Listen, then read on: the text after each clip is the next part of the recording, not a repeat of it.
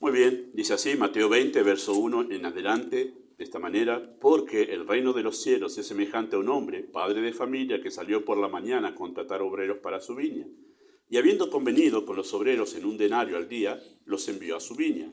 Saliendo cerca de la hora tercera del día, vio a otros que estaban en la plaza desocupados, y les dijo, id también vosotros a mi viña, y os daré lo que sea justo. Y ellos se fueron. Salió otra vez cerca de las horas sexta y novena, e hizo lo mismo. Y saliendo cerca de la hora undécima, esto es, las 5 de la tarde, halló a otros que estaban desocupados y les dijo, ¿por qué estáis aquí todo el día desocupados? Le dijeron, porque nadie nos ha contratado. Él les dijo, y también vosotros a mi viña y recibiréis lo que sea justo, que estos iban para trabajar solo una hora, porque a las 6 se terminaba el día de trabajo. Verso 8. Cuando llegó la noche, el señor de la viña dijo a su mayordomo, llama a los obreros y págales el jornal, comenzando desde los postreros hasta los primeros. Al venir los que habían ido cerca de la hora undécima, recibieron un denario, cada uno un denario. Al venir, también los primeros pensaron que habían de recibir más, pero también ellos recibieron cada uno un denario, que habían empezado a trabajar a las 6 de la mañana. Hacía 12 horas que estaban trabajando, ¿sí? Versículo 11. Y al recibirlo, murmuraron contra el padre de familia, diciendo, estos postreros han trabajado una sola hora y los has hecho iguales a nosotros, que hemos soportado la carga y el calor del día. Él, el dueño de la viña, respondiendo, dijo a uno de ellos, amigo, no te hago agravio, ¿no conviniste conmigo en un denario? Toma lo que es tuyo y vete, pero quiero dar a este postrero como a ti. ¿No me es lícito hacer lo que quiero con lo mío? ¿O tienes tú envidia porque yo soy bueno? Así los primeros serán postreros y los postreros primeros, porque muchos son llamados y pocos escogidos. ¿Oramos?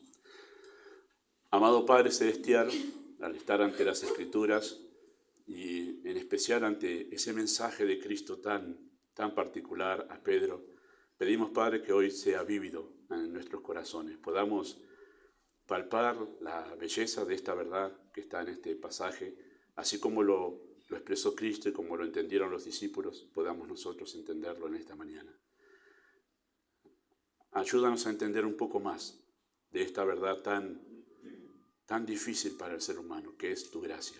Pedimos tu bendición en el nombre de Jesús. Amén. Muy bien, pueden tomar asiento. Muchas gracias. En cierta ocasión le preguntaron a un teólogo cuál es el distintivo más sobresaliente del cristianismo. Como para decir, ¿qué es lo que más distingue al cristianismo? ¿Sí? Y él respondió, este teólogo, y dijo, la gracia. La gracia. Porque solo el cristianismo bíblico cree y proclama un evangelio de gracia, ¿sí? Un evangelio donde la salvación es otorgada de forma gratuita a quien no lo merece. Todas las demás religiones, si usted haga su propio análisis, todas las demás religiones en este mundo enseñan que el ser humano debe esforzarse para merecer el cielo. Pero solo el evangelio bíblico dice, no, tú no tienes que esforzarte para merecer el cielo. Dios te lo da de gracia, te lo da gratuitamente. Y solo la Biblia enseña esto, y solo el cristianismo bíblico proclama esto. Pero ¿qué es la gracia de Dios? ¿Qué es la gracia de Dios? Bueno, ya hemos hecho esta definición, la mesa del Señor pasada, pero la vuelvo a reiterar. Dice, la gracia de Dios es su disposición, esa disposición de Dios, o sea, la buena voluntad de Dios, nos referimos con su disposición, ¿sí? Esa buena voluntad en favorecer mediante su bondad, su misericordia y su amor a quien no merece ser favorecido.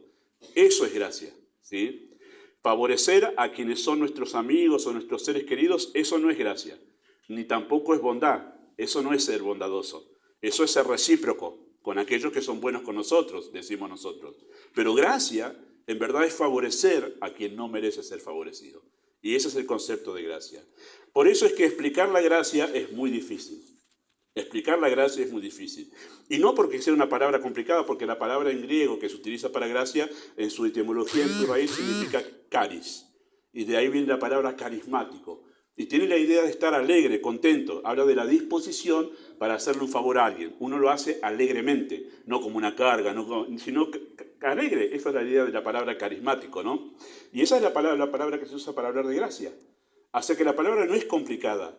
Lo que es complicado para nosotros es el concepto divino sobre la gracia, ¿sí?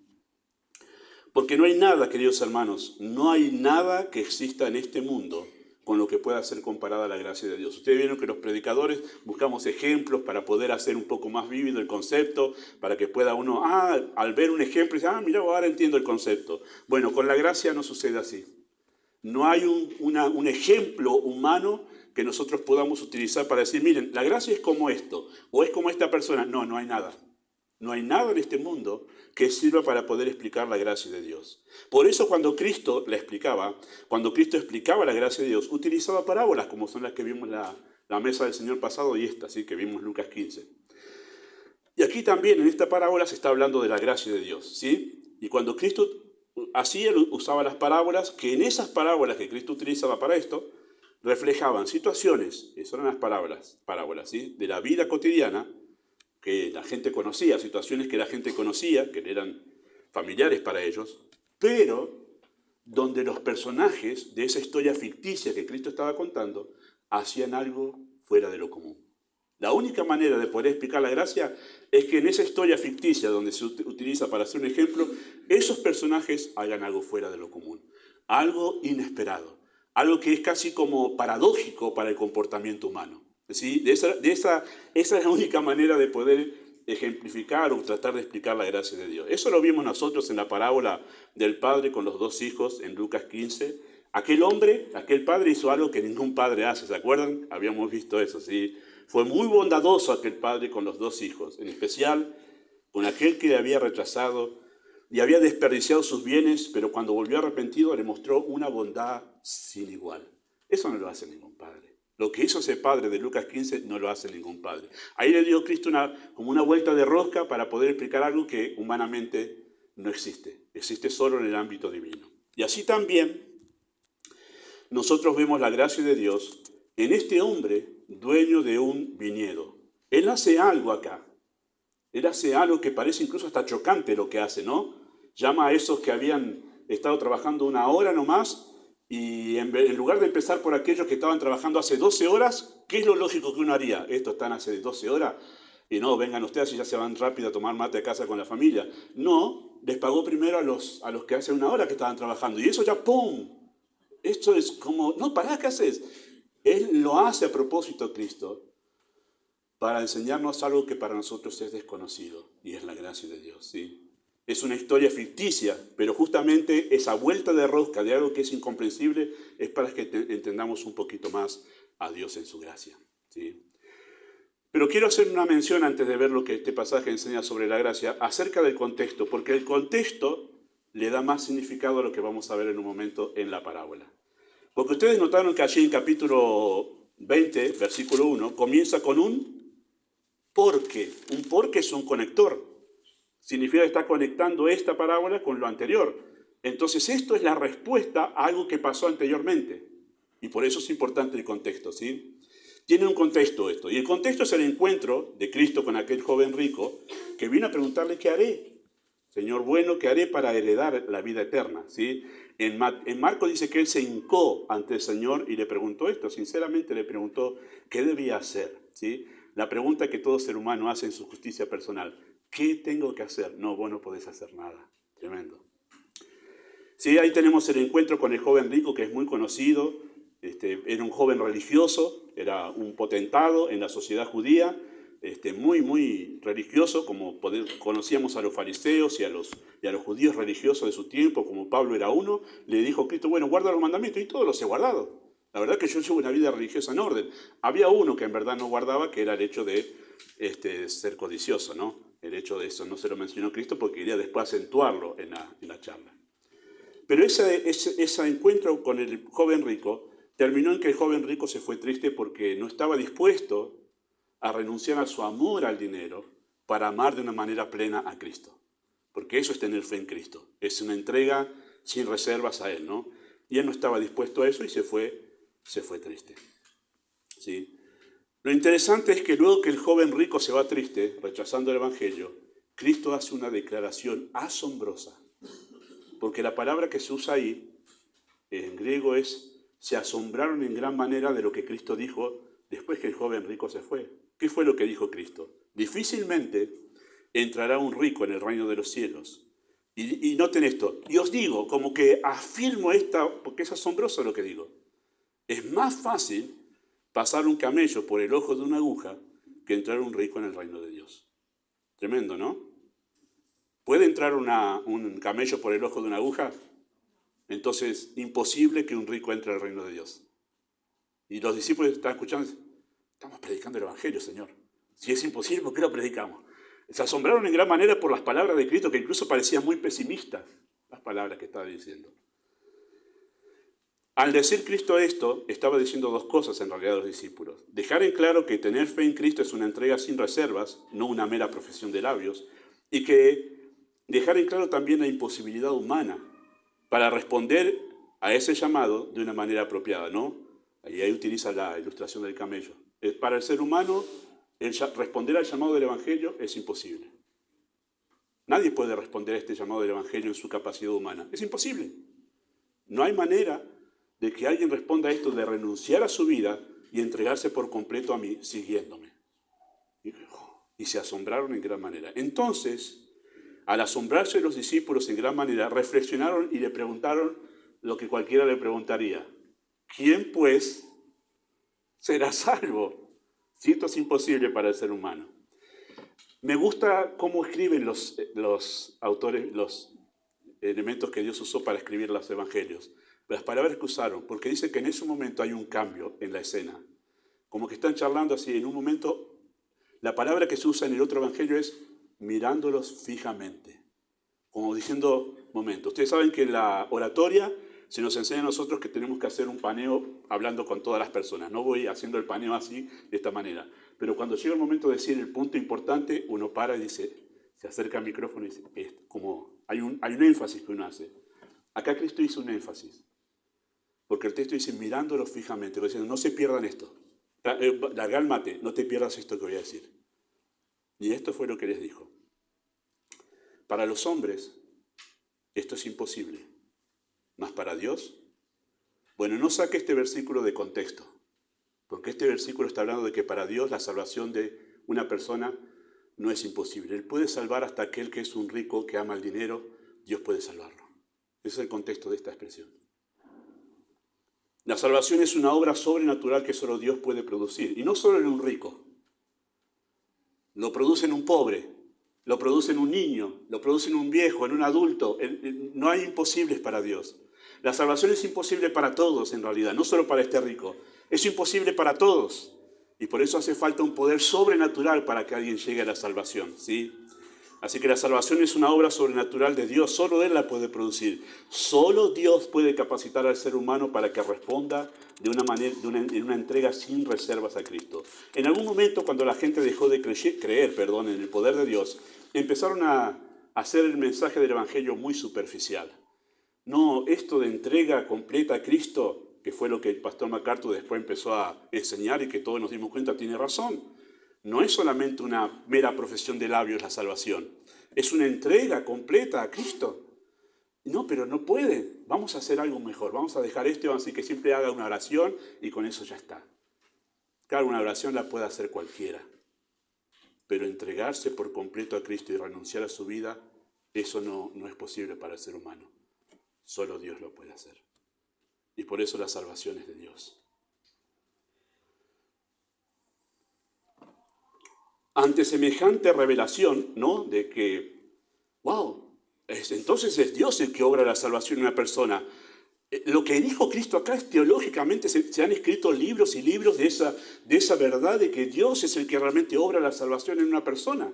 Y Pedro está allí como en la primera fila de esa clase de teología con Cristo. ¿Y qué podría decir? Para, repetime la frase que la anoto. ¿Cómo dijiste, Señor? ¿Cómo? Bueno, no hizo eso Pedro. Me asombra, Pedro. Me asombra porque yo puedo ponerme en ese lugar también. Ante semejante revelación, Pedro dice, nosotros. ¿Qué dijo él? Nosotros lo hemos dejado todo. Parece que las palabras de Cristo hubiesen entrado por un oído y salido por el otro.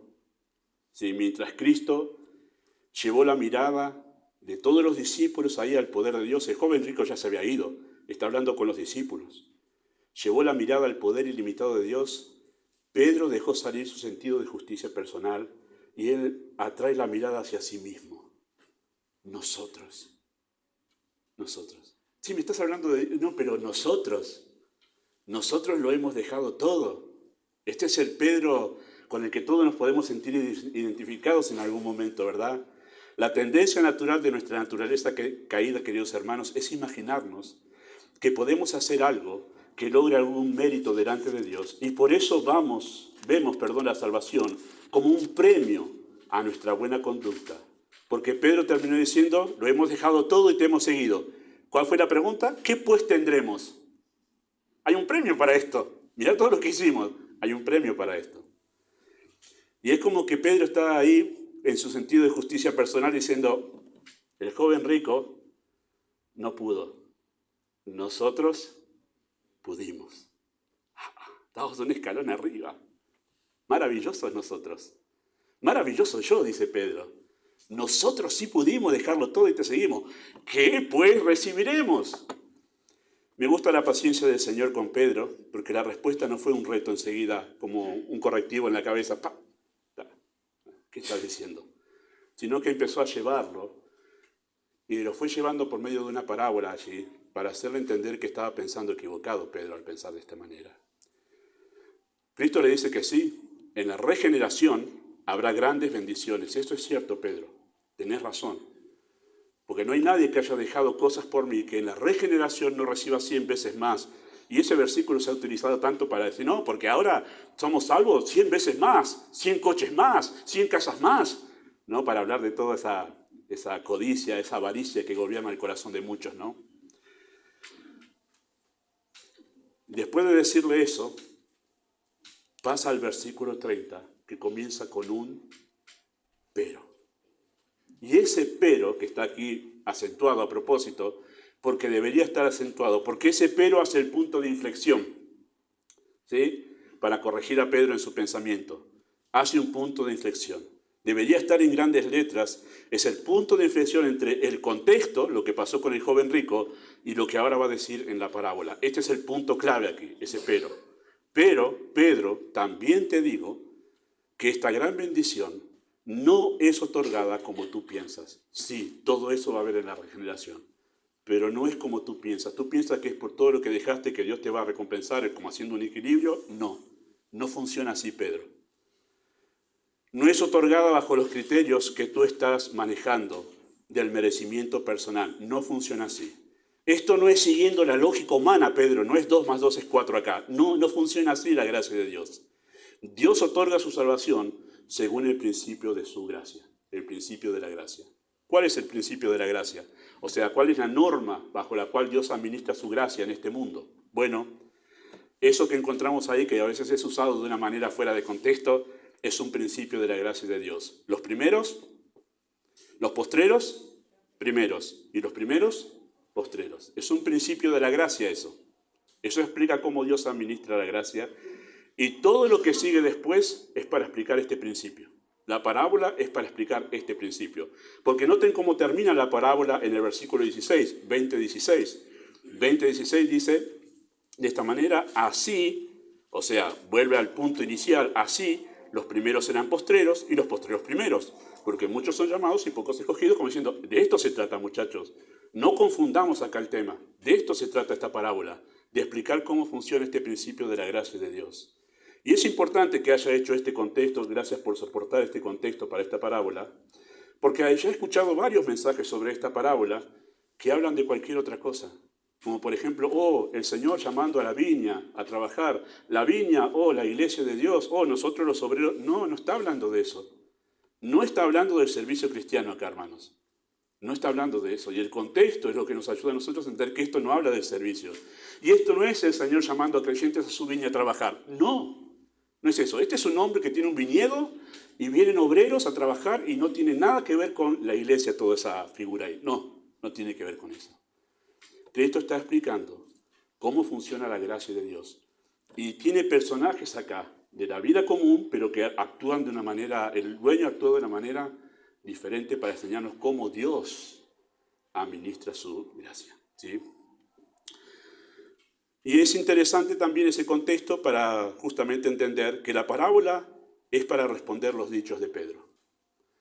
¿Se acuerdan que en Lucas 15 fue importante saber que todo ese Lucas 15 está dicho a los fariseos, que en verdad hablaban acerca de Cristo diciéndole, este se junta con publicanos y pecadores, este es amigo de pecadores, come con ellos? Bueno, Lucas 15 está para responder a ellos. Mateo 20 está para responderle a Pedro. Así que en esta ocasión el tema de la gracia es enfocado en un creyente, enseñándole un pensamiento equivocado que él tenía acerca de esta gracia de Dios. ¿Sí? ¿Qué significa y qué implica este principio de la gracia, los postreros primeros y los primeros postreros? En primer lugar, nosotros notamos allí que la gracia de Dios se ofrece sin distinción. Este es el primer punto acerca de lo que significa e implica el principio de la gracia. La gracia de Dios, el favor de Dios, se ofrece o se otorga sin distinción. ¿Sí? Versículo 10 dice que al venir los primeros pensaron que habían de recibir más. Ahora, si usted y yo estuviésemos en el lugar de esos, ¿no? Hubiésemos pensado lo mismo. Estamos viendo que le está pagando a los que trabajan una hora y si no va a dar más. Es la lógica. Pero la gracia va más allá de la lógica. ¿Sí? Pensaron que habían de recibir más, pero cada uno recibió un denario. ¿Sí? Y al recibirlo, ¿qué hicieron? Murmuraron contra el padre de familia, diciendo, estos postreros han trabajado una sola hora. Y noten la expresión, y los has hecho iguales a nosotros. Iguales a nosotros, que hemos soportado la carga y el calor del día. Así que cuando llegó la hora de pagar el jornal, les dio a todos exactamente lo mismo, un denario. ¿Sí? Pero no comenzó por los primeros, sino por los postreros. Ahí ya está el primer choque, la primera cosa chocante, ¿no?, que hace este hombre. No. ¿Qué era lo lógico humanamente hablando? Y no, muchachos, ustedes que están cansados, vengan. Así ya se van a casa, se sacan las sandalias y las ponen en remojo un poco los pies y descansan un poco. Pero no, empezó por los primeros. No hizo diferencia, lo hizo a propósito este hombre, porque para marcar que no hizo diferencia entre los que habían trabajado 12 horas y el que solo había trabajado una sola hora. Acá nosotros ya empezamos a... Este no es bueno. ¿Cómo no hace? No hizo diferencia. Los igualó el Padre. No, para mí no hay diferencia entre ustedes que están desde las 6 y ustedes que trabajaron. Para mí no hay diferencia, dice el dueño. Por eso hizo esto. No se asuste que esto tiene una explicación. Y la queja de ellos fue, los has hecho iguales a nosotros. Estos primeros, al ver que los últimos recibían un denario, se hicieron una falta expectativa de que recibirían más. Se compararon, y la expectativa que tenían era porque se compararon con los otros. Se compararon con ellos. Dicen, nosotros hicimos más, ellos hicieron menos. Y entonces, al compararse con los otros, concluyeron que ellos merecían más. Que ellos merecían más. La decepción fue muy grande y vieron esto como una injusticia. ¿Qué es lo primero que alguien piensa cuando lee? Oh, este es injusto. ¿No lo pensó usted? Sí, sea sincero. Esté conmigo por esto en este momento. La primera vez que uno lee esto, dice, esto parece injusto. Parece injusto esto. Pero ¿saben qué? No fue injusto. No fue injusto. Un denario, queridos hermanos, era lo que había acordado el dueño y cumplió con lo pactado. Es más, el dueño le dice, pero amigo, ¿no habíamos acordado en un denario? Yo cumplí. Y vos estabas feliz cuando te dije que te doy un denario y vos dijiste, sí voy, por un denario voy. Yo cumplí, no soy injusto, no te hago ningún agravio. ¿Sí? Cumplió con lo pactado. Y queridos hermanos, un denario era el sueldo diario de un soldado romano. ¿Y qué quiero decir con que era el sueldo diario de un soldado romano? Que en realidad era un buen sueldo, porque era gente del Estado, los soldados cobraban bien. Y un denario era un buen sueldo por día. ¿Sí? Ellos cobraban eso, un denario al día. Así que el dueño le estaba dando a estos jornaleros no el pago de un jornalero, sino más. ¿Por qué era más? Porque un jornalero, en realidad, eran aquellos que no estaban trabajando, no tenían un trabajo fijo, por no tener una profesión, por que nadie los quería contratar, pero era la gente que vivía al día. O sea, iba a hacer changas nomás para poder tener el pan para el día, que tienen los hijos, que tienen hambre, y dicen, algo, lo que sea, dame, te pinto la reja, te barro, te corto el pasto, lo que sea, no importa lo que sea, pero yo necesito para hoy porque tengo mi familia que tiene hambre. Estos eran los jornaleros. Y se juntaban en una plaza. Y se juntaban en la plaza esperando que venga algún hacendado para decir, muchachos, hoy preciso, porque tengo la cosecha de la uva, vengan, preciso 20, vamos, 20, y los otros que estaban allá, los otros 50, y dicen, bueno, vamos a esperar que venga otro. Dependían estos jornaleros de la bondad de los hacendados. Y lo que le daban, hermanos, era muy poquito. ¿Por qué? Porque pasa como pasa en cualquier cultura. ¿No tenés trabajo? Bueno, vení y te doy 20 centavos. Si no querés, hay 20 atrás tuyo y se prestaba para el abuso. Y por eso cobraban poco. Y cuando les dijo un denario, sí, enseguida. Así que no solo fue justo con esos primeros, sino también que fue bondadoso este hombre a la vez. ¿Sí? Pero el problema en realidad para estos primeros no estaba en lo que habían cobrado.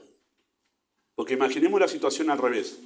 Si en realidad le hubiese pagado primero a los que estaban desde las 6 de la mañana. Cobraron y se iban. ¿Y se iban cómo? Contentos. Sí, este hombre, porque incluso en la ley de Dios decía, no te olvides de pagarle el jornal a tus obreros en el día.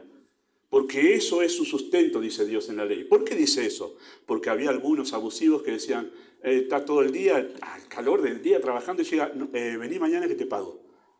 Se prestaba para el abuso. Por eso la ley decía, no dejes al jornalero sin su paga, porque algunos lo hacían, eran muy malvados, lo hacían, vení mañana, y trabajaban el dinero del jornalero.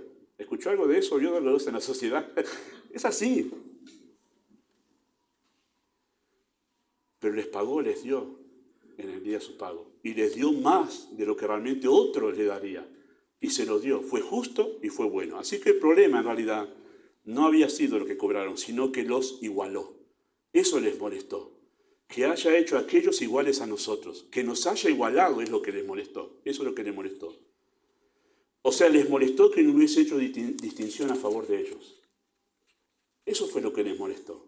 Los primeros y los últimos, todos estaban en la misma condición antes que fuesen llamados. Estaban en la plaza sin trabajo. Todos estaban necesitados de alguien que los llamase a trabajar. Todos eran jornaleros y dependían de la bondad de algún hacendado que los contratase por el día. Los primeros no eran mejores que los postreros. La única diferencia entre los primeros y los postreros fue la hora en que fueron llamados a trabajar. Pero todos estaban en la misma condición de depender de que alguien hoy nos dé alguna changuita. Eso. Ahora, recuerde que Cristo está contando una historia ficticia y paradójica.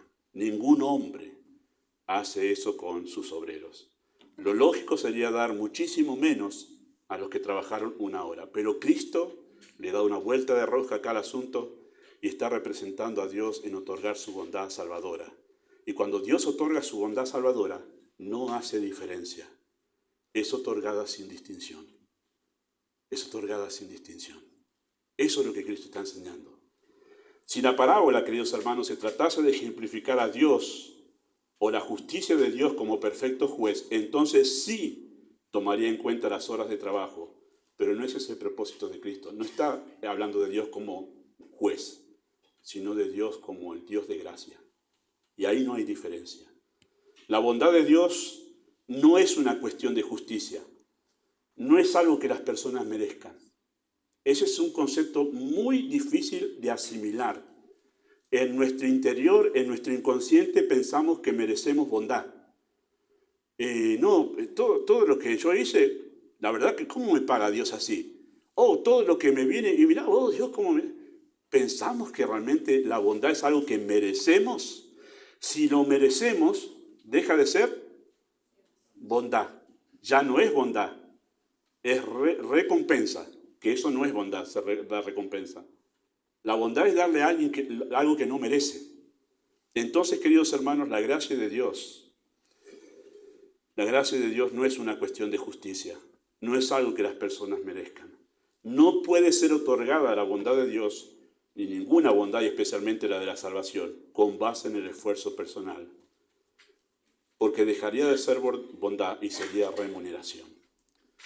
Y Dios, queridos hermanos, tiene que dar su salvación sin distinción, basado en su gracia, porque si la salvación fuese por merecimiento, nadie la podría recibir. Por eso Dios tiene que obrar en gracia.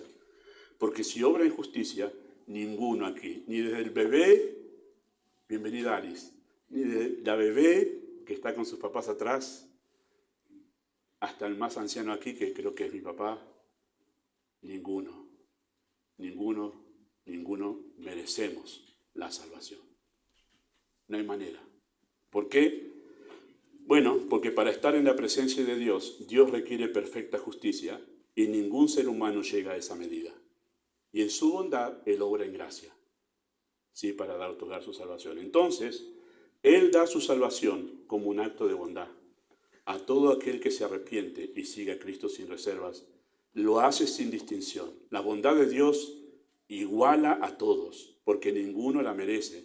Esa es la característica esencial de la bondad de Dios. Y por eso va a ver que en la iglesia de Cristo va a encontrar personas pudientes, empresarios, aquellos que han recibido su empresa heredada de sus padres, que nunca ha tenido que en realidad preocuparse por el pan del día, aquel que vive en realidad con todas sus necesidades suplidas y muchísimo más, pero que se arrepiente, cree en Cristo y recibe la salvación de gracia, y se sienta en los lugares celestiales con Cristo a la diestra de la majestad en las alturas, como también es otorgada a aquella persona que apenas tiene para poder comer en el día, que no sabe si se va a comprar alguna ropa nueva en el correr de 2 años, que nunca realmente ha podido ahorrar siquiera 5 pesos, pero esa persona se arrepiente, cree en Cristo, y le es otorgada la misma salvación que le fue otorgada a aquel empresario pudiente, porque no hay distinción. Es otorgada a aquel hombre fiel que realmente decimos nosotros, se mata laburando día a día para poder traer el pan a su casa, que es fiel realmente con su esposa, que cuida a sus hijos, pero que se arrepiente realmente y cree en Cristo, le es otorgada la salvación en gracia, como aquel hombre que ha sido un desastre en su familia, que ha engañado a su esposa una y otra vez, que ha descuidado a sus hijos, que ha vivido en todos los placeres y el sueldo siempre se lo derrocha en cualquier otra cosa menos en su familia, y su esposa tiene que salir a trabajar para poder, bueno, ese hombre si se arrepiente y cree en Cristo, le es otorgada exactamente la misma salvación que aquel padre fiel de familia. La salvación es otorgada a aquel hombre que moralmente se ha comportado bien en la sociedad, que es una pinturita entre los vecinos, siempre está ayudando a todos, siempre le presta una mano a los vecinos cuando tienen que hacer algo, realmente está siempre preocupado por pagar sus impuestos, tiene su casa en orden. Pero si se arrepiente y cree en Cristo, le es otorgada la salvación, como aquel delincuente que ha violado, ha matado, ha robado, está pagando su pena en la cárcel, pero si se arrepiente le es otorgada exactamente la misma salvación que aquel que ha sido una pinturita socialmente. No hay distinción. No hay distinción. La distinción la hacemos nosotros, pero no Dios, al otorgar su bondad. Los postreros primeros y los primeros postreros es el principio que Dios utiliza para mostrar su favor. ¿Qué significa, implica esto? En segundo lugar, que la gracia de Dios es soberana. Es soberana. Verso 13 dice que él respondiendo dijo a uno de ellos, amigo, no te hago agravio. ¿No conviniste conmigo en un denario? Toma lo que es tuyo y vete. Pero quiero, esa es la expresión tremenda, quiero dar a este postrero como a ti. ¿No me es lícito hacer lo que quiero con lo mío? Tremendo. ¿No me es lícito hacer lo que yo quiero con lo mío? ¿Por qué me estás censurando por esto que yo estoy haciendo? No tenés derecho a censurarme, es la idea de esta expresión de este hombre. El criterio para otorgar su bondad, el criterio de Dios, es su voluntad soberana. Ese es el punto clave que toma Dios como para decir, ¿a quién le voy a otorgar esta bondad? ¿A quién le voy a dar la salvación? Bueno, no está de ninguna manera basado en los méritos que una persona pueda tener, porque no los tiene, sino está basado en su sola decisión, su soberana decisión. Yo quiero a este y a este no quise mostrarle. Su soberana decisión. Es así, es lo que está diciendo. Si él quiere cambiar el orden entre los primeros y los postreros, es libre y soberano para hacerlo. Es lo que le está diciendo en una manera que a nosotros nos parece, ¿cómo está hablando este hombre? Le está diciendo a ese que está transpirado, está con las manos sucias, le está diciendo, yo quise darle a este primero y a vos, y el orden no me lo imponés vos, el orden lo decido yo. Eso es lo que está diciendo. Es en su decisión dar como Él quiere dar y en qué orden darlo, ¿sí? Es libre y soberano para hacer. Está en su solo derecho decidir cómo administrar su bondad, ¿sí? La bondad no es un derecho de la criatura que obliga a Dios para suplirla. Si así fuese, no sería bondad, y mucho menos gracia. Si fuese un derecho de la criatura que Dios, obtener la bondad de Dios, entonces ya deja de ser bondad, y ni tampoco es gracia. Es por eso que la gracia es un concepto tan difícil de entender, porque no tenemos derecho a la bondad de Dios. No podemos reclamar, Dios, sé bueno conmigo. Deberíamos más bien, gracias a Dios porque sos bueno. Pero tenemos derecho a reclamar la bondad de Dios porque no es un derecho. Es algo que está en su exclusiva y soberana decisión otorgarla o no. Y si no la otorga, no tenemos derecho a acusarlo de injusticia.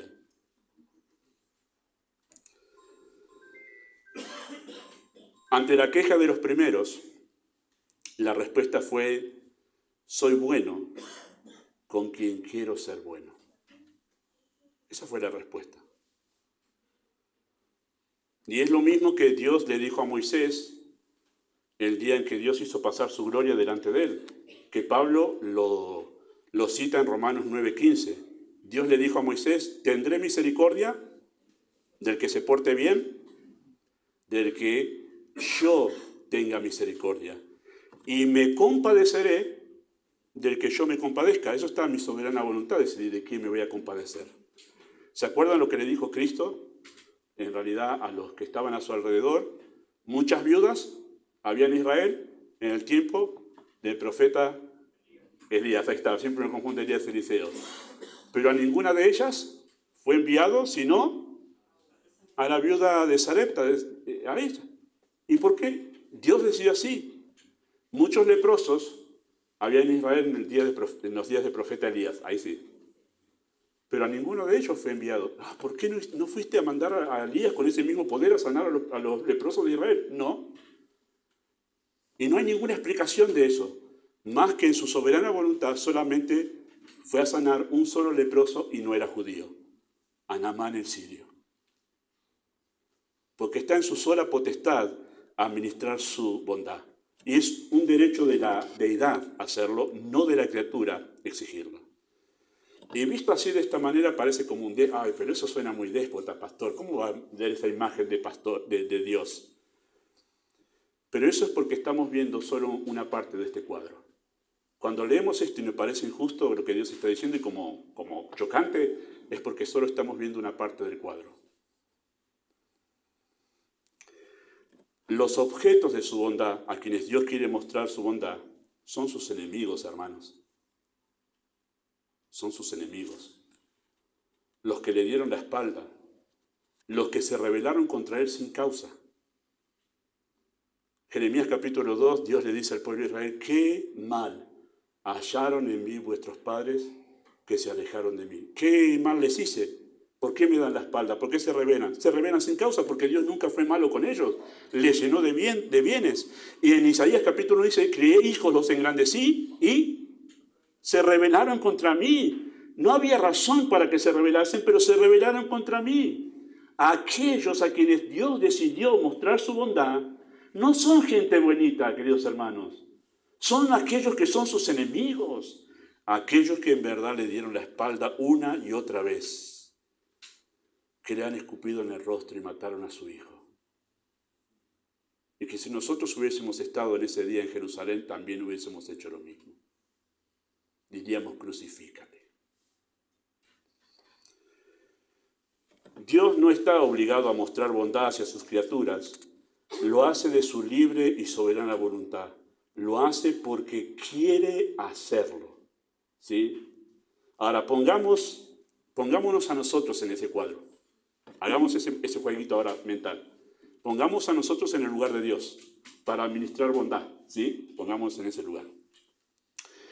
Si nosotros estuviésemos en el lugar de Dios, ¿mostraríamos de nuestra propia voluntad bondad a quien nos ha herido?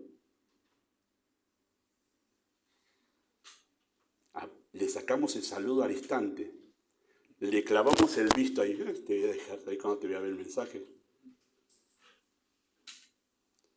Alguien tiene que venir y retarnos y decir, no, no es buena tu actitud. Sé más favorable, tratar. No, de buena voluntad nosotros no queremos hacer el bien a nuestros enemigos. Esa es la escena, queridos hermanos. Esa es la escena. ¿Cuál es nuestra respuesta por no saludar a nuestros ofensores? Cuando estamos enojados con ellos porque nos ofendieron. Decimos, ay no, sí, yo sé que eso no, pero no puedo, decimos. No puedo, no. Es no queremos. Nuestra voluntad no está dispuesta a mostrarle bien. No es que no podemos, es no queremos. Y esa es la diferencia, la gran diferencia con Dios. Que Dios sí quiere mostrar bondad a sus enemigos. Esa es la gran diferencia entre el creador y la criatura. Y eso es lo que hace que Dios sea bueno y nosotros no sepamos nada de bondad. Que Dios quiere, de su propia voluntad, quiere mostrarse favorable para con aquellos que le han despreciado toda su vida. Esa es la gran diferencia. Y eso es bondad. No lo que nosotros hacemos con nuestros amigos, con los más queridos. Eso no es bondad. La bondad es esta de Dios, que Él quiere. Él quiere. Él quiere favorecer a sus enemigos y eso es digno de adoración, no de queja. No de queja. Muchos son llamados, pero pocos escogidos. Y porque no dio la salvación a todos, sino que escogió a quienes quiso mostrar su bondad, ¿pensamos que es injusto? No, porque no tenía ninguna obligación de dar la salvación a nadie. Quiso darla a algunos. Cuando nosotros pensamos que es injusto, estamos mirando del lado equivocado. Piénselo de esta manera. Es un ejemplo muy pobre, pero creo que sirve para tener la idea en clara. Un matrimonio decide ir al orfanato y adoptar a 2 niños. Pero los directores del orfanato le dicen, qué injusto que son ustedes, muchachos. ¿Solo 2? No. ¿Por qué no a todos los niños de este orfanato? ¿Acá se adopta a todos o a ninguno?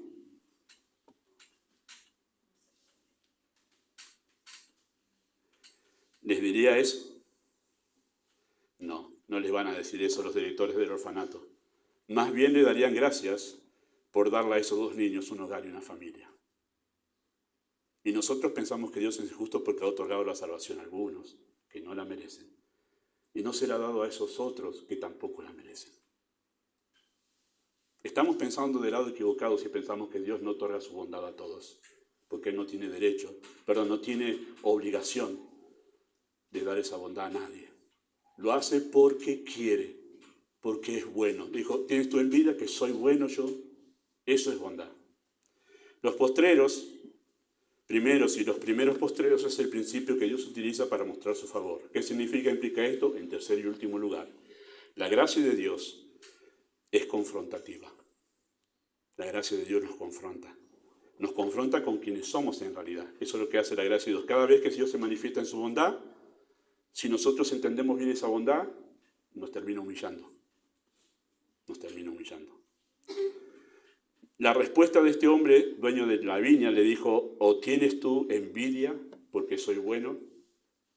Estos primeros reclamaban justicia, pero en realidad los movía no la justicia, sino la envidia. Envidia porque los postreros recibieron de la bondad del dueño y en lugar de alegrarse de ver a aquellos que habían estado en su misma situación, que ahora están grandemente bendecidos. No sería decir, wow, muchacho, buenísimo, yo sé que vos hoy trabajás por el pan del día, hoy vas a poder llevarle más a tu familia, tus hijos van a poder comer. No, en lugar de eso, nosotros, el egoísmo humano es terrible. ¿No pensaron esos muchachos que también estaban con ellos, sin nada, y estaban esperando poder trabajar para llevar algo a casa y no llegar con la mano vacía? No se alegraron con ellos. Llegaron nosotros. Tremendo. La bondad del dueño sacó a luz la maldad de los corazones de aquellos obreros. Ahora, aquí viene el punto de unión con el contexto. Ahora, ¿recuerda el contexto? ¿Cómo surgió esta parábola? Esta parábola surgió como una respuesta a las palabras de Pedro. Que Pedro le dijo, ¿qué pues? ¿Qué vamos a recibir nosotros, Señor? Y ahí surgió esta parábola. Esto es una respuesta a esa pregunta de Pedro. ¿Qué vamos a recibir? Eso. Surgió como una respuesta a Pedro. Lo hemos dejado todo, ¿qué pues tendremos? ¿Acaso no es eso envidia?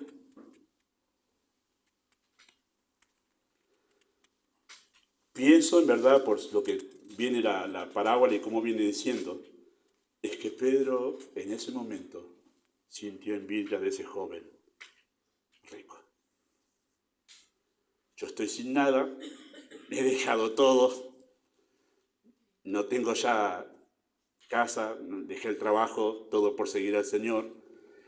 Y en ese momento surgió la envidia de ese joven rico.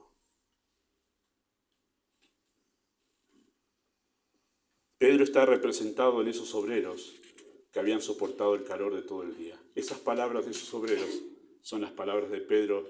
Lo hemos dejado todo, ¿sabes? Estamos terribles, tenemos nada. Es esa queja, hemos soportado el calor del día. No es la primera vez, queridos hermanos, que un creyente siente envidia de la prosperidad de los inconversos. Asaf, que escribió el Salmo 73, él cuenta su experiencia allí. Solamente les leo una parte del texto. Dice, ciertamente es bueno Dios para con Israel, para con los limpios de corazón. En cuanto a mí, casi se deslizaron mis pies, por poco resbalaron mis pasos. ¿Por qué? Porque tuve envidia de los arrogantes, viendo la prosperidad de los impíos. Y él empieza a hablar ahí en ese salmo diciendo, incluso llegué a pensar que digo, ¿para qué soy santo? ¿Para qué guardo la piedad? Si aquellos que viven desastrosamente están colmados de bienes. Es el paralelo con Pedro. Es lo que Pedro estaba pensando en ese momento. Y así llegó a dudar Asaf de la bondad de Dios. Llegó a ver su vida piadosa sin sentido, hasta que entrando en el templo de Dios cambió su perspectiva y se dio cuenta el estado lamentable de su propio corazón. Él dijo, enfermedad mía es esta. Acá el problema no está en estas diferencias de posesiones materiales que hay entre los impíos y los piadosos. Acá el problema es mío. Yo soy un avaro, soy un codicioso, soy una persona que tiene puesta la mirada en los bienes materiales. Enfermedad mía es esta. Él dijo, tan torpe era yo que no entendía. Y termina su experiencia diciendo, ¿a quién tengo yo en los cielos sino a ti? Fuera de ti, nada deseo en la tierra. Mi carne y mi corazón desfallecen, mas la roca de mi corazón y mi porción es Dios para siempre. Porque aquí los que se alejan de ti perecerán. Tú destruirás a todo aquel que de ti se aparta. Pero en cuanto a mí, el acercarme a Dios es el bien. He puesto a Jehová el Señor mi esperanza para contar todas sus obras. Llegó a darse cuenta de que en verdad, porque estaba dudando de la bondad de Dios, no, Dios no es malo en esto. Yo tengo algo más que lo que ellos tienen. Ellos tienen cosas, yo tengo al dador de las cosas. Y ahí se dio cuenta del gran bien que tenía. Por eso dijo, para mí el acercarme a Dios, ese es el bien. Eso no da felicidad. Yo tengo a la fuente de la felicidad con quien tengo una relación. Y ahí se dio cuenta y dice, no, Dios no está siendo malo conmigo. Está siendo muy bueno. Me está dando más de lo que ellos tienen. Yo tengo a Él conmigo. Tremendo. Pedro quitó la vista de Cristo y la puso en sí mismo, y en ese instante perdió la perspectiva. Se midió con el joven rico y se sintió un desgraciado, olvidando que él tenía un bien inmensamente superior, él tenía a Cristo. Y cuando Pablo se dio cuenta de esto, dijo, estimo todas las cosas como una basura, por la excelencia del conocimiento de Cristo Jesús, por amor del cual lo he perdido todo, lo tengo por basura para ganar a Cristo. Ese es mi bien, ese es mi bien. La bondad de Dios con Pedro era superior a la bondad que el joven rico había recibido. Pero cuando él pensó en lo material, dijo, él tiene más. No, Pedro, tú tienes más. Tú me tienes a mí. Tú tienes más. ¿Cómo habrían sonado en el corazón de Pedro aquellas palabras, no? Pienso en aquel momento que el profeta Natán le hablaba con David y le contó la parábola esa de la oveja, de aquel hombre que tenía una ovejita y el otro que tenía muchas ovejas y fue y le sacó la oveja y David no entendía. ¿Y qué hay que hacer con aquel que le sacó? Y hay que 4 veces tiene que pagar. Y en el momento, pum, cae la ficha y le dice, tú tú eres ese hombre. Y pienso que acá cuando le dijo, tienes tú envidia, es como a Pedro diciendo, tú eres esos hombres, Pedro. Tú estás teniendo envidia de ese joven rico y no sabes toda la bondad que tienes en Cristo. Es la misma reacción del segundo hijo en Lucas 15 que no podía gozarse en la salvación de su hermano. Si Pedro hubiese entendido la gracia de Dios, desbordaría de adoración por haberle dado a él la gracia de poder responder al Evangelio. Cuando él escuchó las palabras de Cristo, para Dios no hay imposible para salvar a alguien, entonces él hubiera desbordado, wow, eso era imposible para mí también. Pero Dios me dio la gracia de poder creer. Cuando escuchó eso hubiera hecho eso, pero no, su corazón estaba pensando en la avaricia. La gracia de Dios, queridos hermanos, a veces, nuestro corazón codicioso y avaro solo encuentra mayor alegría en los bienes materiales que en la gracia salvadora. La gracia de Dios nos confronta con la realidad de nuestra alma. Entender la gracia de Dios nos humilla y nos doblega en adoración. Una de las bondades más grandes de la gracia divina es poder oír su voz llamándonos. Yo me pongo en el lugar de esos obreros desocupados a quien nadie le estaba dando un trabajo y dependían de eso. Y viene el mismo dueño, no mandó a nadie, sino que él mismo salió y dijo, vengan. Y entre millares y millares y millares de seres humanos que han existido desde la eternidad, y muchos van a perdición, él vino y me dijo, Gustavo, vení. Me llamó. Y no soy nada diferente a los demás. Soy tan pecador como los demás, pero escuché la voz que me dijo, vení. Y me llamó a él. Sin haber razón alguna, porque podía haber llamado a mi vecino, que murió sin Cristo. Pero me dijo, vení. Ese es el mayor bien que tú puedes tener, oír la voz de Dios que te dice, ven a mí, pues te está llamando a tener una relación con Él.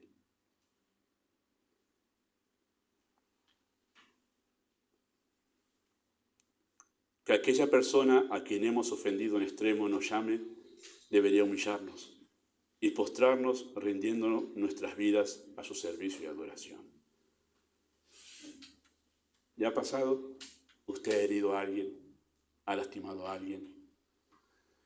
Y usted está ahí y dice, ni quiero pasar por esa que no me quede, pero usted recibe un llamado.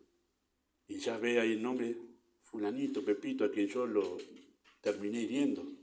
Él me llama. Y me dice, ¿cómo andas? Me gustaría juntar. Y dice, wow. Así es el llamado de Dios. Está llamando a sus enemigos para la paz con Él, en Cristo. Cuando Dios muestra su bondad, es para que lo contemplemos y lo adoremos, no para jactarnos y no para juzgar su bondad. No tenemos derecho a cuestionar la bondad de Dios. Es nuestro deber glorificarla. Amado Padre Celestial, no es fácil entender. Nuestra mente no logra discernir ni digerir tu forma de actuar. No es comprensible para nosotros que tú te muestres con tanto favor a tus enemigos. Pero lo has hecho con nosotros. Y por eso pedimos que podamos crecer aún más en la comprensión de tu gracia. Esa gracia inmensa y poderosa, pero llena de compasión y amor. Pedimos tu bendición en nombre de Jesús.